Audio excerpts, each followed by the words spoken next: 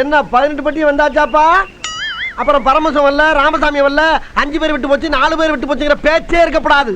ஏன்னா எனக்கு இது மாதிரி ஆயிரக்கணக்கான பஞ்சாயத்து இருக்கு. ஒரு மனுஷன் ஒரு தடவை வந்தாச்சுன்னா அப்படியே கப்படி யூஸ் பண்ணிக்கிறேன், புரியுதா? மனசுக்குள் முணுமுணுக்கும் பாடல் ரிலாக்ஸ்டா வந்துடும். மனசுக்குள் முணுமுணுக்கும் பாடல்.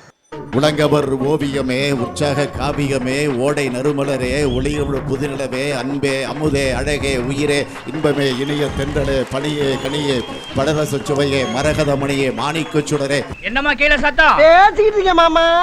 இப்படி எல்லாம் கேட்டா நான் கேக்குறேன், இங்க எத்தனை பேரோட பசங்க வந்து ஸ்டேட் போர்ட் ஸ்கூல்ல படிக்கிறாங்க, எத்தனை பேரோட பசங்க வந்து சிபிஎஸ்இ ஸ்கூல் போர்டோட படிக்கிறாங்க? எங்கள்ட்டியா? எங்கள்ட்டியா? எங்கள்ட்ட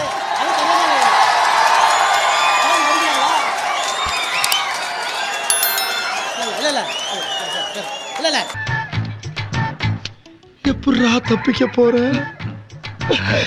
சொன்ன நல்ல கேள்வி. தயவுபடி நல்ல கேள்வி. ஒரு 5 நிமிஷம் செலவு பண்ணலாம், தப்பு இல்ல.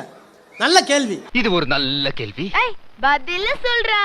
சென்ட்ரல் போர்டு நல்ல கேள்விமா. இது வந்து அதாவது இந்தி வேணாம்னு சொல்றீங்களே, உங்க வீட்டு பிள்ளைங்களா இந்தி படிக்குதுன்னு கேட்பாங்க. அது மாதிரியான கேள்வி. நல்ல கேள்வி.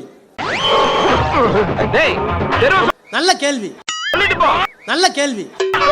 நல்ல கேள்வி. உங்களை வச்சுக்கிட்டு எப்படா ரொமான்ஸ் பண்றது?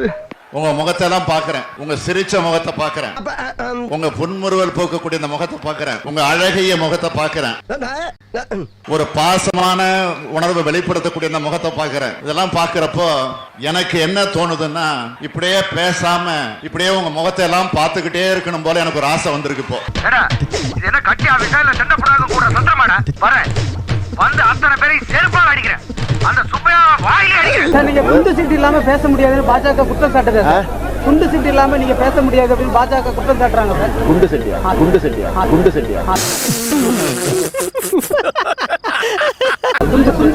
பொதுக்கூட்டத்தில் பேசும்போது நீங்க துண்டு பேப்பர் இல்லாம பேச முடியாது அப்படின்னு பாஜக குற்றம் சாட்டுறாங்க. அது அவங்களோட தரத்தை சொல்லுது. அதை பத்தி நான் வந்து கவலை பண்றேன். அதை பத்தி நான் கவலை பண்ணேன். ஏன்னா எதையும் ஆதாரத்தோட சொல்லணும். என்ன கோவப்படுத்தணும்ன்ற ஒரே நோக்கத்துல கேள்வி கேட்கறியா?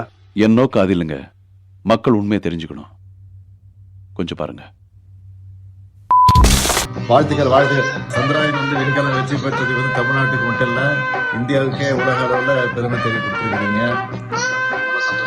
அப்புறம் விழுப்புரம் மாவட்டத்தில் இருக்கக்கூடிய அவங்க அப்பா வந்து பேட்டியும் பார்த்தேன், ரொம்ப பெருமைப்பட்டிருக்கிறாரு. சொல்லுங்க சொல்லுங்க வீரபுத்தூர் எப்படி இருக்கீங்க? நல்லா இருக்கீங்களா? நல்லா இருக்கீங்களா? உங்க வீட்டுல அவங்க அப்பாட்ட பேசல. ஆக அந்த வகையில நீங்க விழுப்புரத்தை சேர்ந்தவராப்பில விழுப்புரம் உங்களுக்கு ஆமா சொன்னாங்க. நீங்க பாத்தீங்கன்னா நீங்க ஊருக்கு வரும்போது ஆக அந்த வகையில நீங்க கண்டிப்பா எனக்கு சொல்லணும். ஆக வீரபுத்தூர் உங்ககிட்ட பேசுறதுக்கு ரொம்ப பெருமையா இருக்கு. அப்புறம் உங்க அப்பா பேர் பழனிவேலா. எங்க போன்ல பேசுமா துண்டு சீட்டு? ஆனா உலகத்திலேயே போன்ல பேசும்போது துண்டு சீட்டு வச்ச ஒரே ஆளு நம்மளுடைய தன்மான தலைவர், தங்க தலைவர், தமிழ்ல தலைவர், தமிழிலிருந்து வெட்டெடுத்த நம்ம ஐயா ஸ்டாலின் தான். இந்த ஈன பொழப்புக்கு பேசாம எங்கேயாவது போய் ஊருக்கு போயிடலாம். இல்ல எடப்பாடி பழனிசாமி எங்க போனாலும் நான் ஒரு விவசாயி. இப்பதான் பிரைட் ஆரம்பிச்சேன்.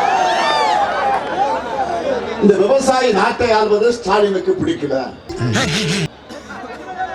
விவசாயி நாட்டை ஆளலாம். அப்படி விவசாயி நாட்டை ஆளுகிறப்போ ஸ்டாலின் மனப்பூர்வமாக இருப்பான். எடப்பாடி விவசாயி அல்ல, அவர் ஒரு ஏனென்றால் தமிழுக்கு ஆபத்து ஏற்படுத்தக்கூடிய சூழ்நிலை, நம்முடைய தாய்மொழியா தமிழுக்கு ஒரு கேடுதலை உருவாக்கக்கூடிய ஒரு நிலை இன்றைக்கு உருவாக்கப்பட்டு கொண்டிருக்கிறது.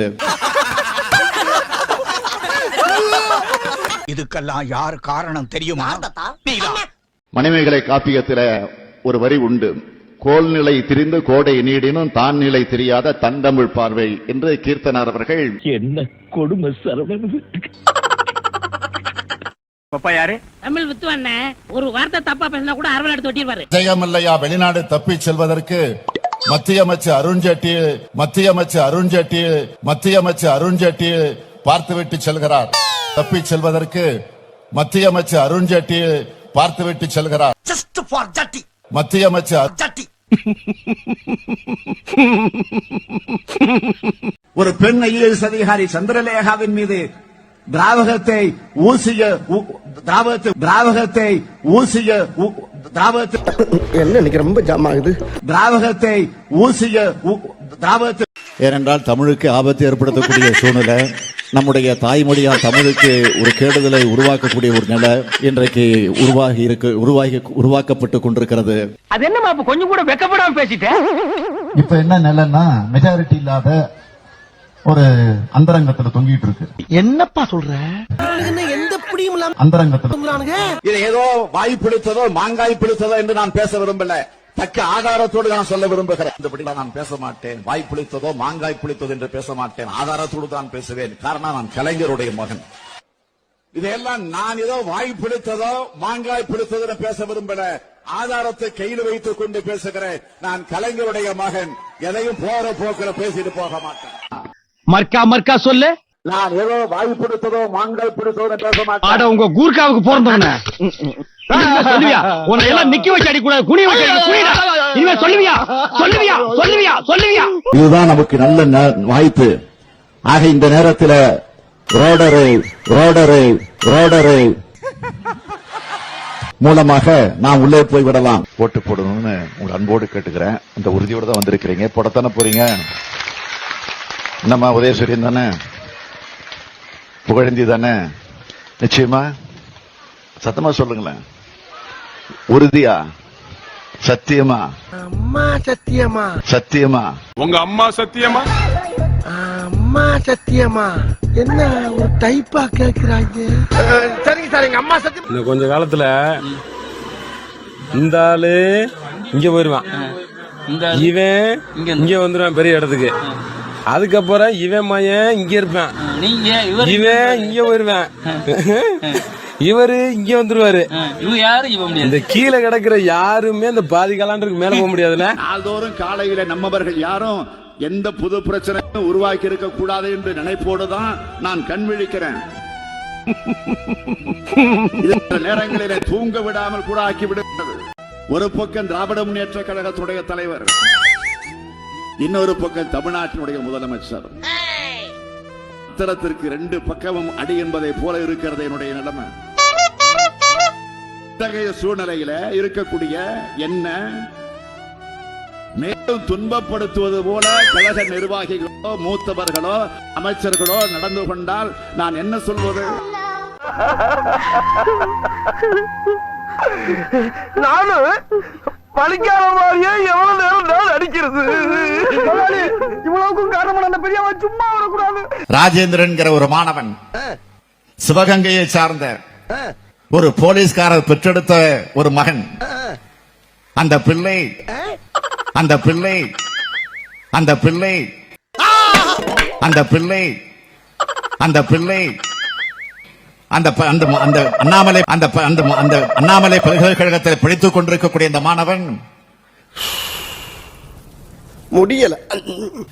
கவர்னரிடத்துல போய் ஊழல் பட்டியலை கொடுத்துட்டு வந்திருக்கோம். ஆதாரத்தோட, ஏதோ 19 இல்ல, வாய்க்கு வந்தபடி இல்ல, மாங்காய் புளிச்சதோ வாய் புளிச்சதோன்னு கொடுக்கல, ஆதாரத்தோட கொடுத்துருக்கிறோமே. என்னடா சொல்றீங்க? ஆனா ஒரு கண்டிஷன். என்னது? www.stalinani.com மெயில் அனுப்புங்க. எனக்கு இப்ப ரயிலுக்கு நேரம் ஆகி போச்சு. உங்கள் மனுக்களுக்கு நான் பொறுப்பு, நான் மட்டுமே பொறுப்பு. நல்லா இருக்க. சொன்னதை செய்வான் இந்த ஸ்டாலின், செய்வதைத்தான் சொல்வான் இந்த ஸ்டாலின். இப்ப எனக்காக நீங்க ஒரு குத்துனா குறைஞ்சா போயிருவீங்க. சரி பாசக்கரப்ப ஒரே ஒரு குத்தி விட்டு போவோம். வாடாங்க.